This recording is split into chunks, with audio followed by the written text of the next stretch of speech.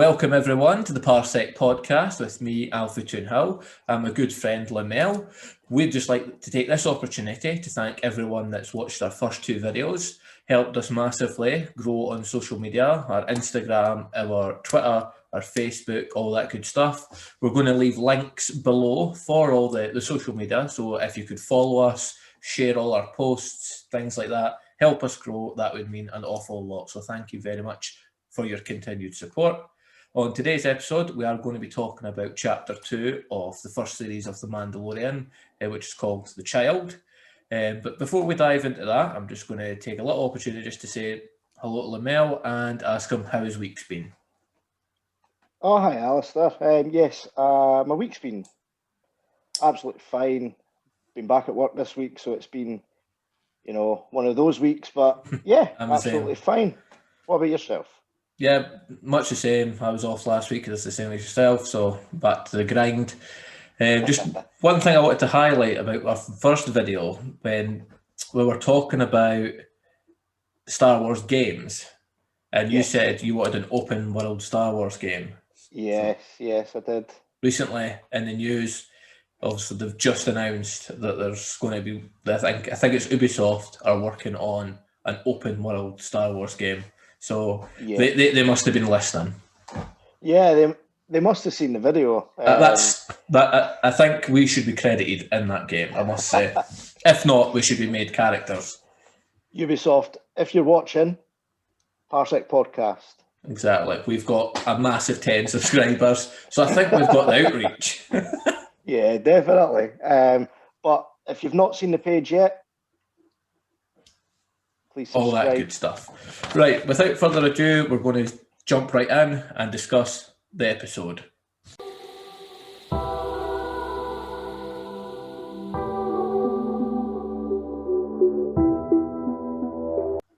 Okay, Lamel, so we're going to discuss the first scene where we see Mando still very much on the desert planet. Yes. And he's walking back to what we assume he's walking back to the Razor Crest with the child. Yeah. Walking through what looks like a gorge or a canyon. Yep. Again, we don't know if the desert world is Tatooine or not. It is a sandy planet. We never get the name of it. I think myself, it's not Tatooine just due to the fact that later on in the series and in the next series, they do visit Tatooine and they do mention it. So I just think it's just a throwaway planet just for the sake of the episode. Yeah, just like an outer rim planet. Yeah. Basically in the galaxy. Obviously. And then obviously what happens is Mando stops walking and he senses something is up. So he puts his hand on his blaster and then almost immediately after that, he's attacked by 3 Trandoshans. For which, if anyone doesn't know what a Trandoshan is, it's the species of the bounty hunter Bosk, like a reptile, walking lizard type animal. Yeah, we mentioned Bosk in the last video. Mm-hmm. We never went into too much detail, but if it is a character you would like to know more about in the future, please leave a comment below. We can go over that in the future. Yeah. I think it's a good scene, this one. Basically, when just before his attack, just as he realizes something's not right, you can see a shadow on the cliffside that comes over. Mm-hmm. So it basically identifies that there is somebody there. I missed the shadow myself. I'll need to go back and watch. I didn't see the shadow. So we see obviously the 3 Trandoshans that attack him at once, and Mando fights them off, quite heroically, really. And then at this point, we actually see how powerful his rifle is. Yeah. So he shoots one of them in the back, and the Trandoshan completely disintegrates. Yeah, and I think that was building up from the first episode when he was, he was looking through the scope a lot. It was building up towards that moment, I think. Another thing that he used it for is a defense mechanism. When the Trandoshans were attacking him, he used it almost like a staff. Yeah. Basically to fend. It's long enough, as you can see in both the first episode and this part of the second episode, so he can, use it to batter anybody, really.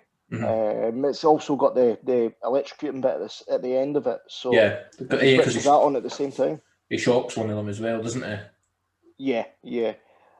And also, it's worth noting that he does sustain an injury to his arm through his armor. That's right. From one of the I can't even say the word, Transoceans. Yes, so he's got an injury.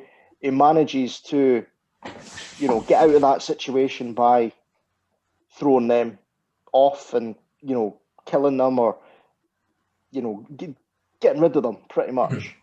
And so then he saved the child. Yep, and then at that point, once he's disintegrated the Trandoshan, we see that they had a tracking fob, which is, beeping a lot because of the child being present. Yeah, and again, we went over tracking fobs in the last video. It's something that we're seeing more and more within the Mandalorian series, and it is really, really cool the way that they work as, like we said, a metal detector as soon as they go close to the bounty as such.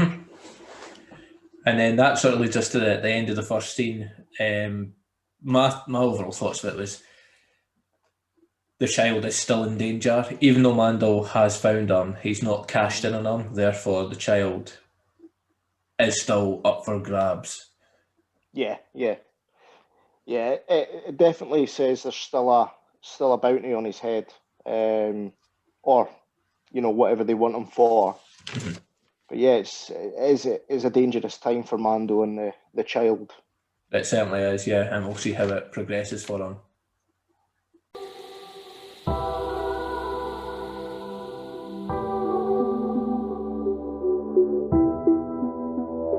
We then see Mando and the child at a campfire, obviously resting for the evening after the battle with the Trandoshans. Yeah. We see Mando stitching himself up with some sort of shock device or, like some sort of electrical medical gear. Yeah. I think that's more of a heated device used to burn out infection or whatever. I'm not going to go too much into it and bore everybody with the details, but you can see he's trying to heal his wound, really. Definitely. At this point, we see the child walk over to the Mando and raise his arm, look towards the wound. This is foreshadowing something that we'll discuss in a later episode. But what we see here is Mando still job orientated. He's not wanting to interact with the child. He wants to get back in the crib so he can get it back to the ship and get it cashed in. Yeah. And obviously Mando gets quite annoyed with not annoyed as such, but he gets a little bit frustrated with the child trying to help him because obviously it shows that he's more of a lone wolf kind of character. He doesn't want any help. He doesn't want to open his cell up. Yes, exactly. And at this point, we don't know what interactions he's actually had with a child. Yeah. Apart from obviously him being one of the foundlings, like we found out in the first episode. That's right, and then the Mandalorian, going back to the previous episode, he was on the understanding that he was going to find an adult. So this is added to the job that he's now having to play bounty hunter / babysitter until he gets it back to the client. Exactly, yeah. So we're seeing another side of Mando. We've seen the ruthless side in episode 1. We're seeing the more frustrated side just now in episode 2. Yeah. And it's developing his character, as we can see. Very much a theme of this episode, I felt. Yeah. In the same scene, after he's patched himself up, he then goes to patch his armour up, which has been damaged. Yep. And again, the child gets out the crib, comes over and tries to help him.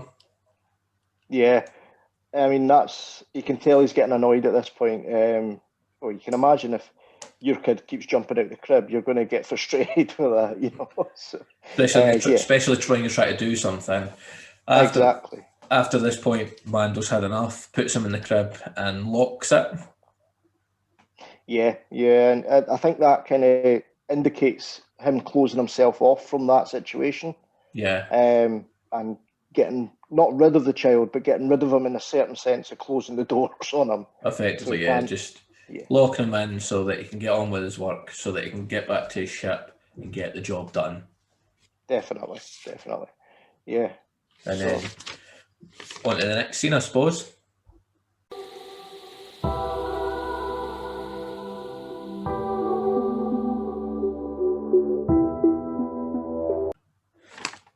So, Lamel, we then see Mando with the child approach at the top of a sand dune hill, where he looks down on where he's landed the Razor Crest, only to see it's been ripped apart and all the parts of the Razor Crest have been stolen by the Jawas. Yeah. I think the best word to use there is one we use a lot here in Scotland is ransacked. Yeah. So, yeah, and again, it's a familiar sight from A New Hope. Mm-hmm. The sandcrawler, landcrawler, whatever you want to call it. Yep. And the Jawas. Anyone doesn't know what a Jawa is? It's a very annoying one that goes ODD. Yep. All the time. So a notable difference here between the sort of Jawas on Tatooine. The ones on Tatooine, I believe, have yellow eyes and brown capes. Yeah. These ones had black capes and red eyes. Red eyes, yeah.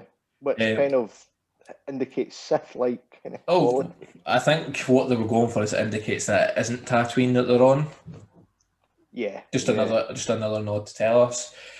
Again, what we see here is just how powerful Mando's sniper rifle is. Mm-hmm. As it, one shot, and it's not as if it's one shot, one kill. It's one shot. That's you. That's you. Dust. Yeah. Sand. Yeah, exactly. We obviously see then that the Jawas pack up the sand crawler and try and make a run for it.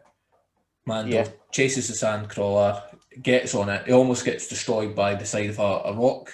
He just manages to sort of lie straight as a board, stiff as a board, and misses it narrowly. He then climbs up the side of the sand crawler, pulling the odd Jawa out and throwing him out the window. The Jawas are trying to throw, spare parts of ships and anything that they've scavenged from the desert to try and get him off. He eventually reaches, I think he uses one of his wrist gauntlets to string his way up to the top. He does, yeah. We then think Mando's achieved his goal, he's going to get his parts, but no, he gets shocked straight away. And he falls like a sack of potatoes right down to the rock below. He does indeed. What I liked about this is we're not dealing with an overpowered main character. We know he's strong, we know he's got strong weapons, but again, he's vulnerable. We could maybe say in his anger, he's not thought about the whole situation at the time. Yeah. And that's caused him to hit the deck. The one thing that I don't get about this part in the episode, is the child's crib floaty thing. It goes at the speed of the sandcrawler, which is going pretty fast. It's like something like a Mario Kart. Yeah. So is the crib got a mind of its own? Can it react to the vehicle's speed on its own? On Mando's wrist, one of his wrists, he has the controls for it. So I don't know if maybe it's a sort of, I don't like a Star Wars dog lead sort of a thing. Yeah. I think we just need to accept it. It was in the script, and that's the way it is. Yeah, it just kept the scene flowing, and it kept it. Yeah. I suppose, but there's not much more we can really say about that particular scene. There are shorter scenes in this particular episode, but they've only been 30 minutes long. So, yeah, that's that scene covered. Exactly. Anything else you've got to say about that before we move on to the next one? No, I think this Mando he's been kicked to the dirt. He's lying there. He's thinking about what he can do next, how he's going to resolve this issue. That's about it. We just need to see how and if he's going to overcome it. So let's go on to the next scene. Yeah.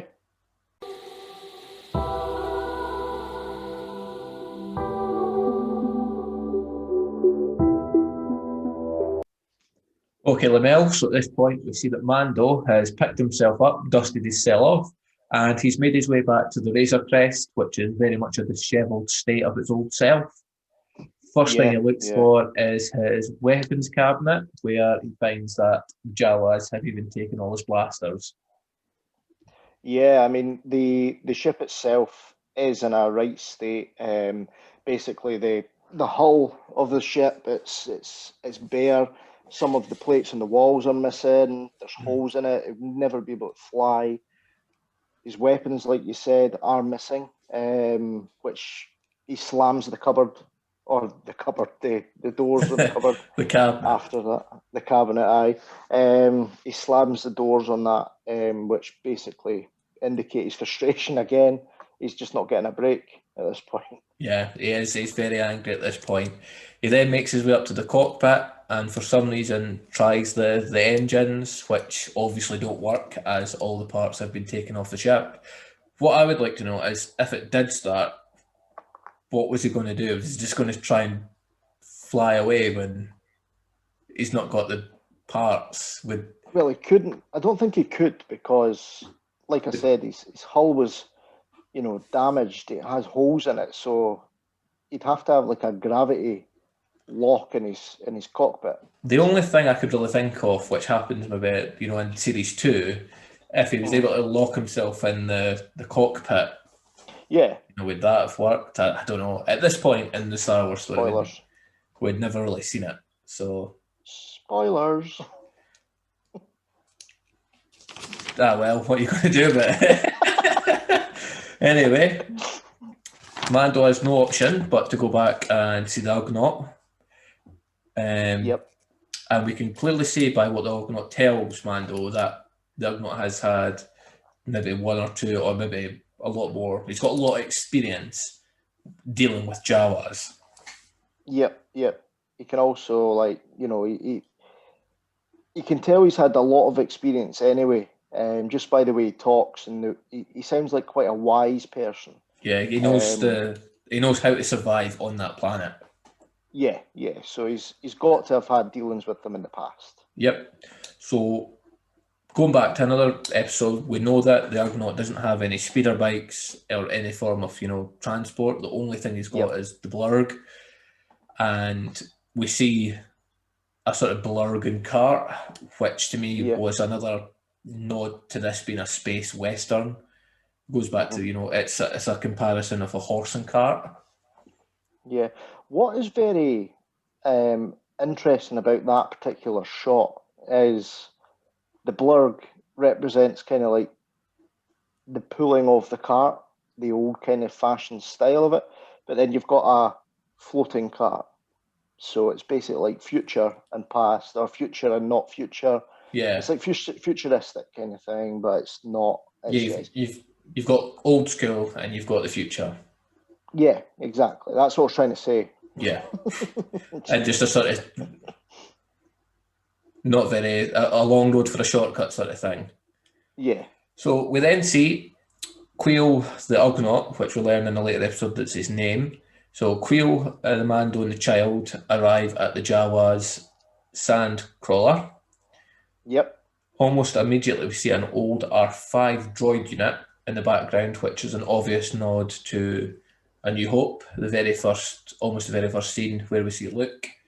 The R5 unit, which we now know spoke with R2 and made sure he wasn't picked because it was important that R2 got picked. Yeah. So the one with the bad motivator. That's right. It was just a simple little nod. Again, blink and you'll miss it, but for those who know, it's a nice little nod. Mm-hmm. At this point, we see Queel, the Ugnaught, speak with the Jawas in their native language. Yeah, which again highlights that he has had dealings with them in the past, and he is quite knowledgeable on their language. 100%, yeah. Language. Otherwise, you can't just learn a language.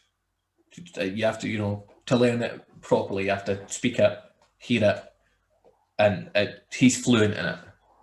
Yeah, exactly. Mando does speak a little, but we can clearly see the difference between Quill's understanding the language and Mando's. The Jawa actually mocks him. Yeah. In this episode. It says he's speaking like a Wookiee. Yeah, and the only word that is actually in English is Wookiee in that, which is strange.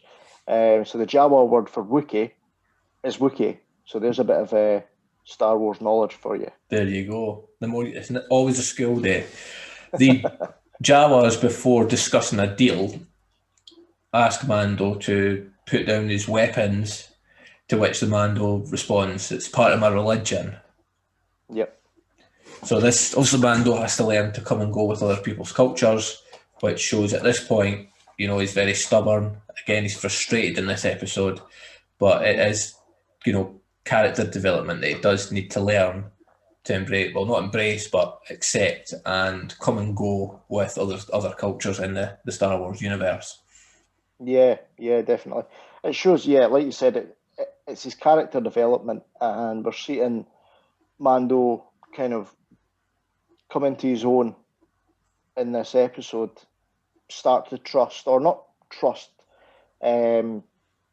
basically trying to, work with others. Mm-hmm. Well, to get what he needs. But it's very much at this point, he's still doing it for his own cause, but he needs to learn to come and go to get that cause done. Yeah. At this point, Quill's doing most of the communicating. The Jawas indicate that for the parts, they want the Beskar. This is where the Jawas have to come and go with Mando's sort of beliefs. They then, so it's alluded that they want the child, which is a non-starter. They then agree that they want the egg. Yeah. So at this moment in the episode, when we first watched it, I thought it was some kind of sacred religious egg that they were wanting. So obviously it's something that they all want, because as soon as they say it, they're all going mental for it. They're all excited. They're all, as you said, going crazy. They're all. It's almost like they're feeling an addiction, sort of a reaction. Yeah, they start chanting the egg in their language as well, which is quite funny. So that's that scene, and it leads us. We know what's going to happen next. The Mando's going to have to go and hunt for the egg, whatever the egg may be. But we'll discuss that in our upcoming scene, which we're going to talk about right now. Yep.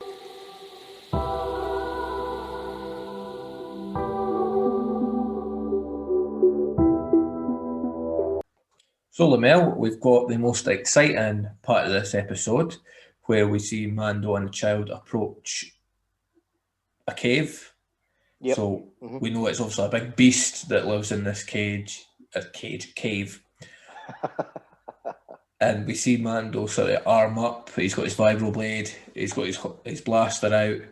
He's put an attachment on his helmet, which we didn't actually see him attach. It was a torch attachment, which, in my opinion, they should have shown him putting this on it. It would have shown that, Mandalorians can customize what they've got in their helmet. Like Boba Fett's got his sight up there.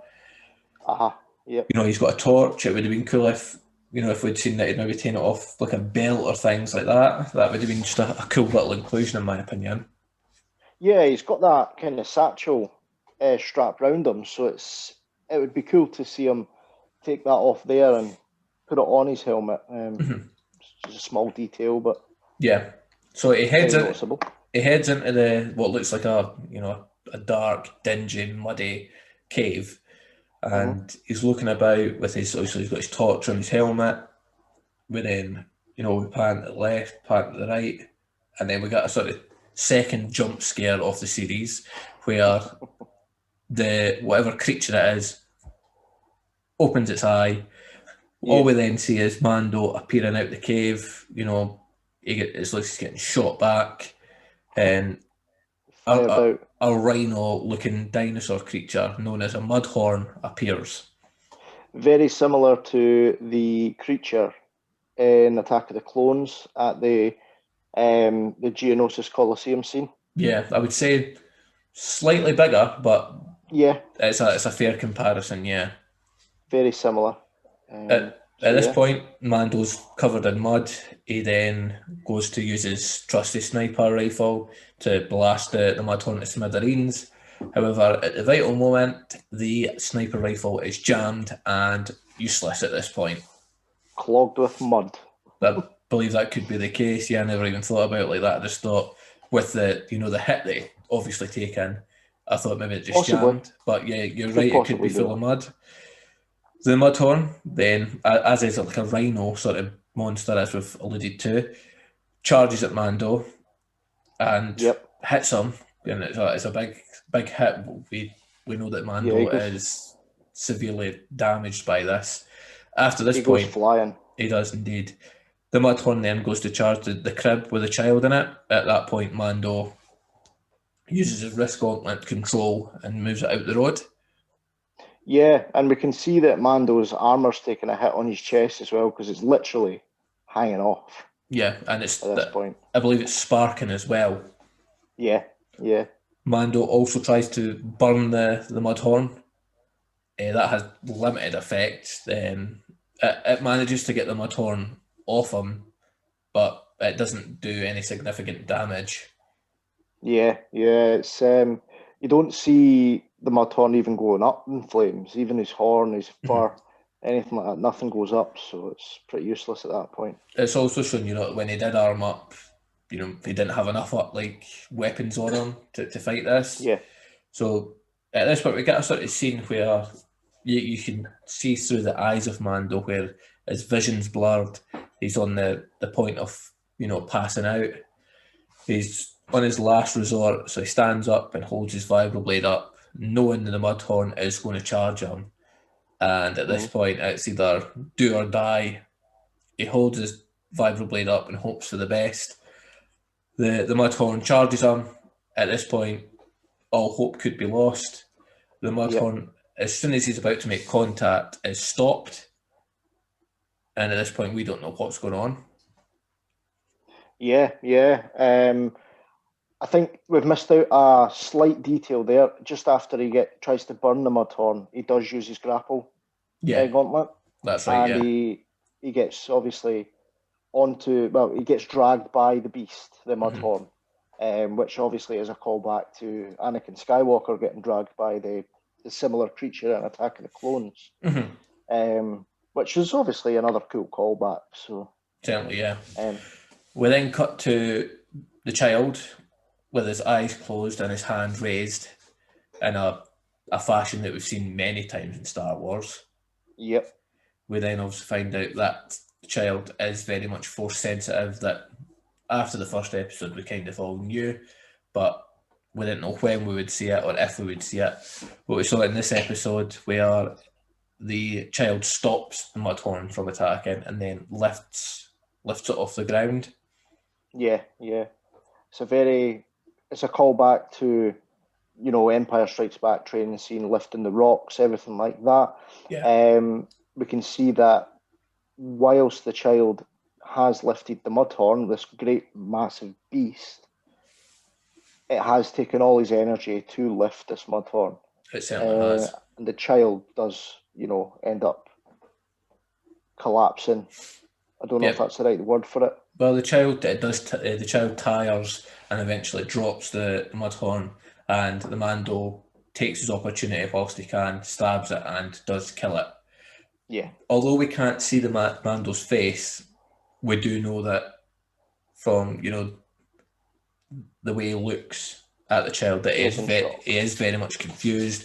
He doesn't know what's happening, but at that point, it's a split second, and he needs to get back to the task at hand and puts the Mudhorn down and retrieves that egg. Yeah. So, again, the scene itself, very well shot, very muddy. Yeah. It looks like playing football up here. But yeah, a very well shot scene. I thought the Mudhorn, the graphics used were brilliant for just such a short, scene, but the main scene in the episode. So yeah. So yeah, that I very much enjoyed it myself. Seeing that the child use the Force was good to me. I also like the fact that it showed that Jedi, or Jedi learners, they're not invincible. Using the Force does take a lot of energy out of them, and the child used that much energy that it actually passed out. So I like the fact that we saw that. Yeah, it's creating a wider universe, showing that there are still Force sensitive beings out there, other than the obvious. Yeah.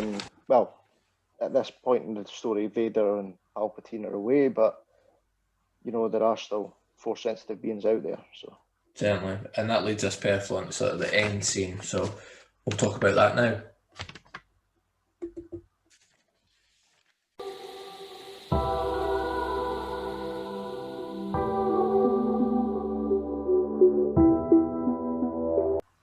So, Lamel, we come to the end of the episode where we see Mando and the child return.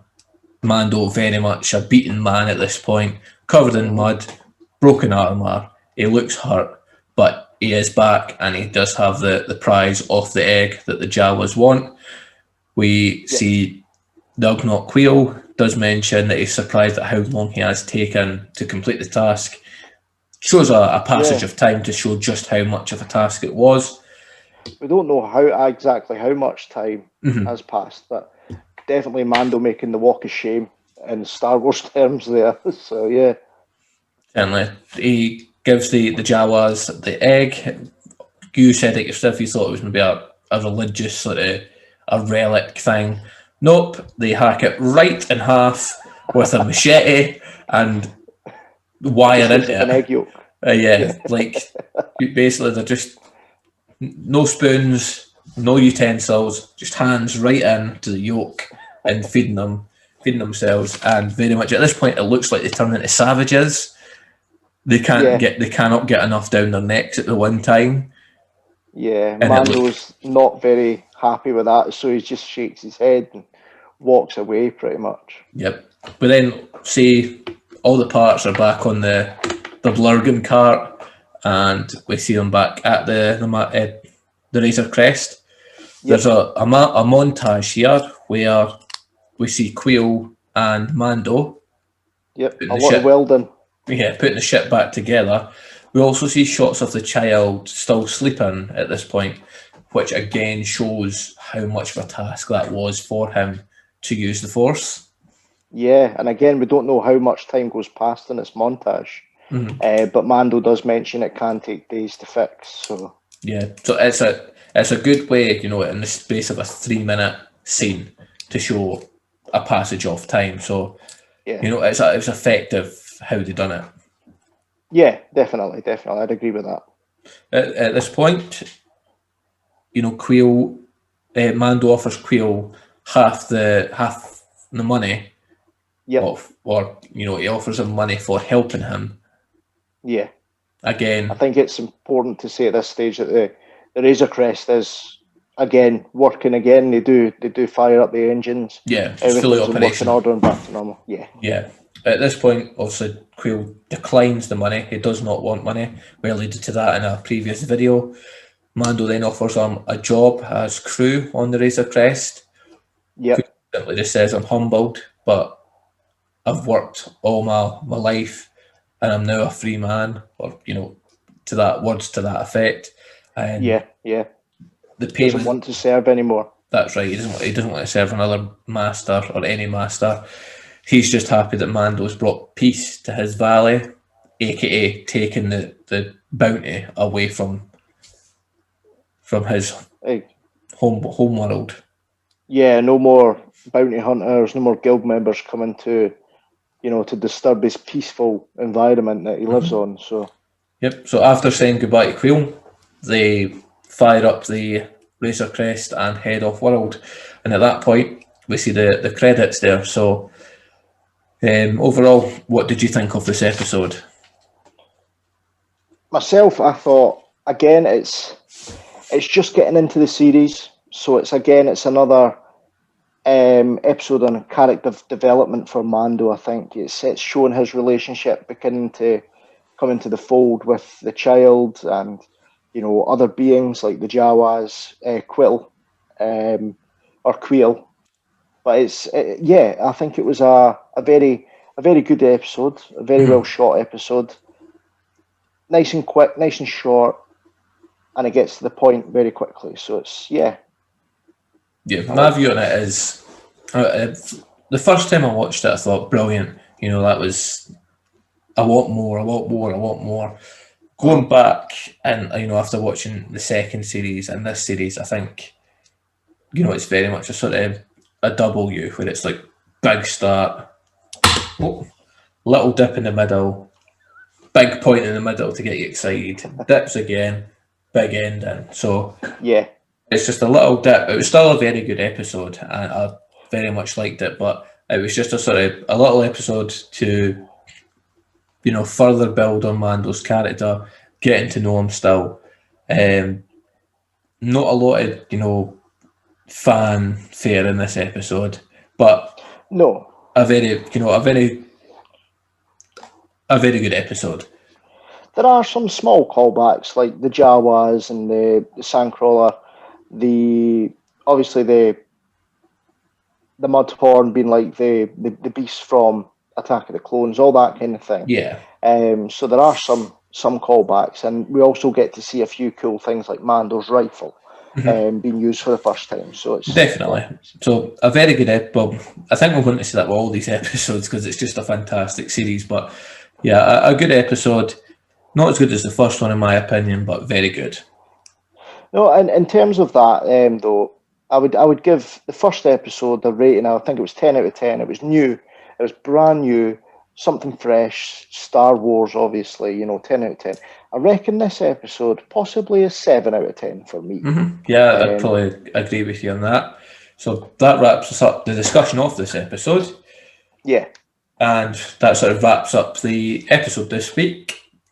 On the outro, we'd just like to ask you your thoughts, you as the viewer. What did you think of Series 2 of the first series episode? We'll start that Series again. 2. Series. You've got me at it. Series 1, episode 2 of the Mandalorian. We got there in the end. Yeah. So what did you all think of it? What did you think of the Mandalorian being frustrated? How powerful his rifle was, anything like that. Would like to hear what you thought of it. Definitely. I'll just get Lamel to go over the social media again so that we can build our community even further. Yeah, of course. So we've got, like, at the start of the video, we we did highlight that we had an Instagram page. So that is parsec_podcast_66. So please give us a follow on that. Also, we've got a Twitter page at Parsec Podcast 66. So we might keep it quite simple with the same kind of name. And also Facebook, we have Parsec Podcast. You'll find it on my personal page. And just for that, I will give you, obviously, my name is Liam Linton. So if you go on my page, you can find it. I've shared it a couple of times. It's linked to my bio and everything like that. I would highlight, if you are trying to use the link on Instagram on the stories we've been putting up, it is not working at the moment. We don't know why, but we are trying to fix that. If you are trying to get the link to the videos, please go on the Twitter page. Yep, or just come straight here on YouTube, which again, just type in Parsec Podcast and it is the profile with the picture of the Millennium Falcon. And we'd like you to like, share, subscribe, help us build a nice little community of Star Wars fans so that we can all have, healthy discussions and just help our fandom grow. Exactly. And I think we're going to leave this video on a kind of fun, poll, if you will. So what we want to know is, which episode did you like better? Episode 1 or episode 2 of The Mandalorian? Yep. Comment below. Yep. And with that being said, Alpha Toon Hill signing off. And Lamel signing off. May the Force be with you. And stay safe, everyone. Goodbye.